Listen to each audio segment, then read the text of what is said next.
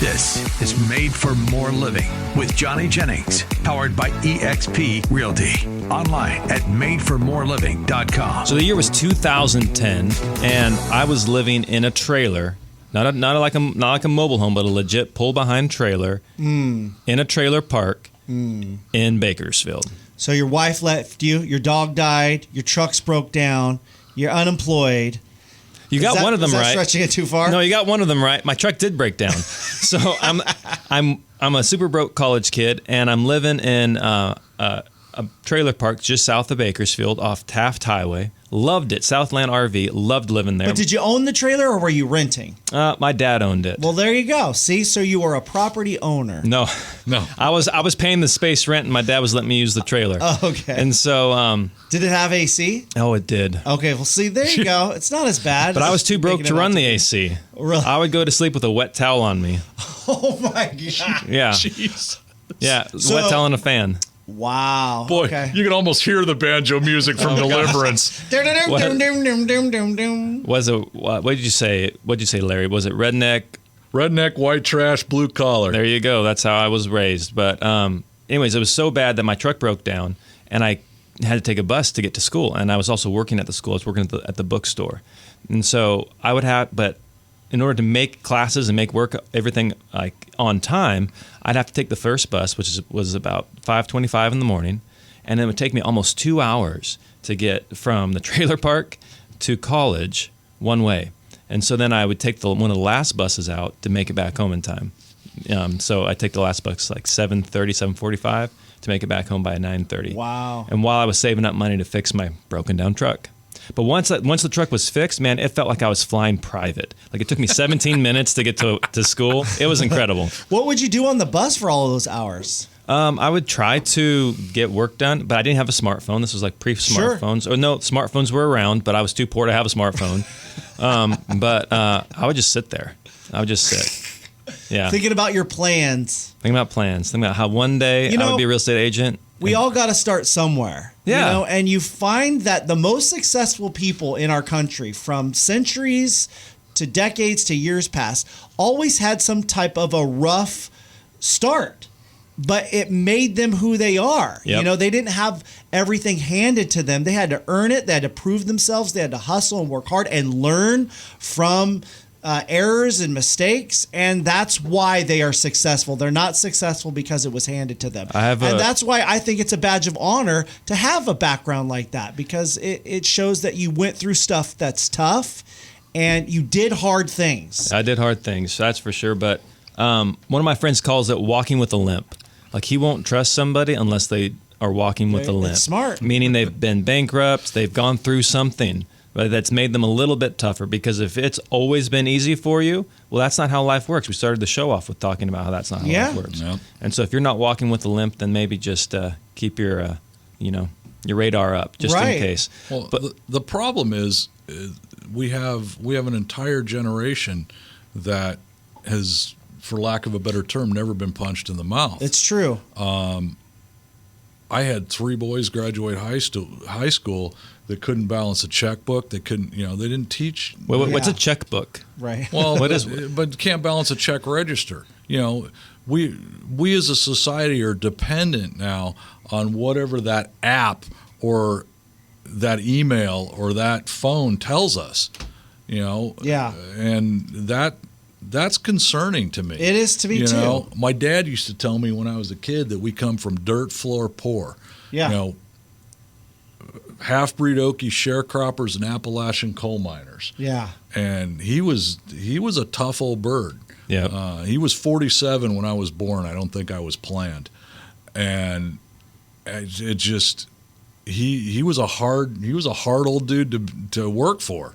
Yeah. And we talked earlier about I started my first business at 14. Mm-hmm. And probably one of the biggest motivations of that was figuring out some way where I didn't have to work for this crazy old stuff, because he was a hard ass, man. He was tough, but he taught me a few things. He taught me the value of $1. He taught me the value of putting in, a day's work for a day's pay. That's something I'm terrified about. Like having Jack's 2.5, Ben's 4 months old, and we're hearing friends who are a little further down the road.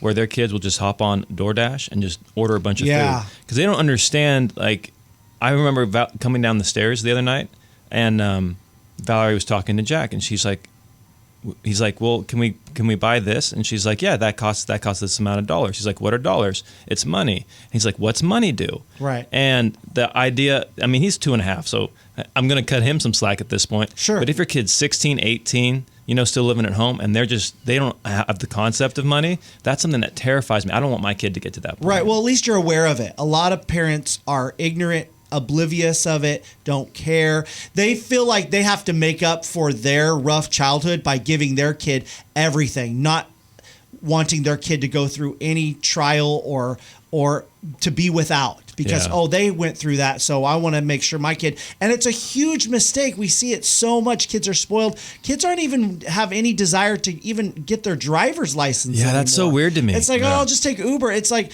I feel like we're going to see the effects of that. And I think it's a big. You just hit the nail on the head right there. And I've had this conversation with the cigar crowd, that I hang out with. By the way, Larry accepts free cigars. Every time I go to pick up a son, I try to have a cigar for Larry. That's why we love you.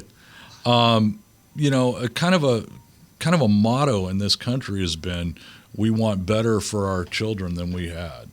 Right. Okay, we need to stop saying that because, and I don't know much about either one of your backgrounds, but I'm going to say it was safe to say that none of the three of us had to walk barefoot to school.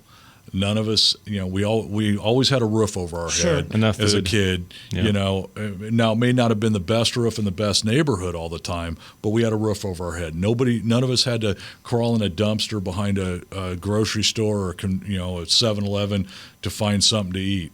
Our kids don't need it any better than we had it. Yep. And it's. The struggle is important. I agree. You have to learn there's some adversities. There's potholes in the road, and the sooner you figure out how to navigate some of those potholes, the better life you're going to have. Resilience is key. Yeah. Whether it's real estate or another type of business. Like, you've been doing this a long time, Larry, as far as signs go, and you've seen ups and downs in your industry. Yeah. But resilience is key. If we don't.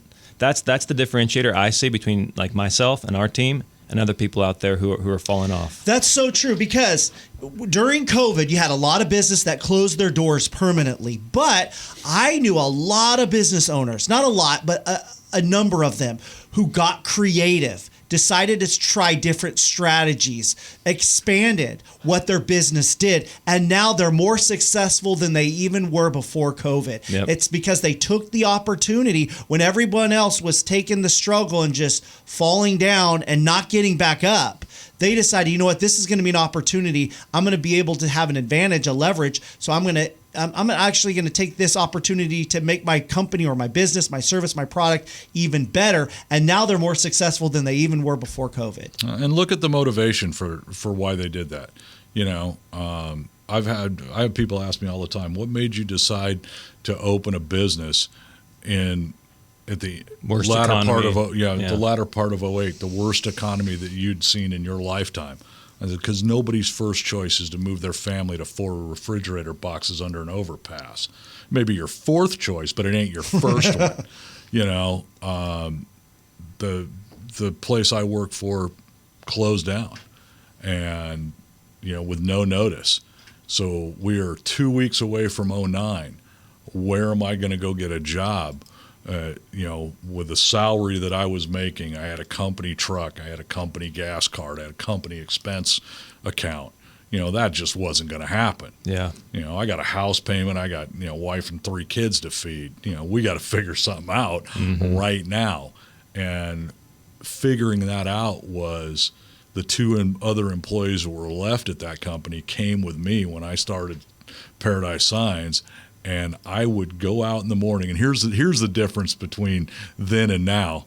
I would go out in the morning and go to a real estate office, and there were actually people in the office. Oh, gosh. And I mean a lot of people, because the times were different than they are now. Yeah. And I would go desk to desk, office to office, and, and hey, you need anything? And I do that in the morning, and I would come back, and so we could have stuff to design and print and make for the next day. Yeah. Well, you're running the realtor schedule at that point. Yeah. It should be lead generating in the morning and then going on appointments in the afternoon. Yeah. So you're lead generating in the morning and printing in the afternoon. Yep.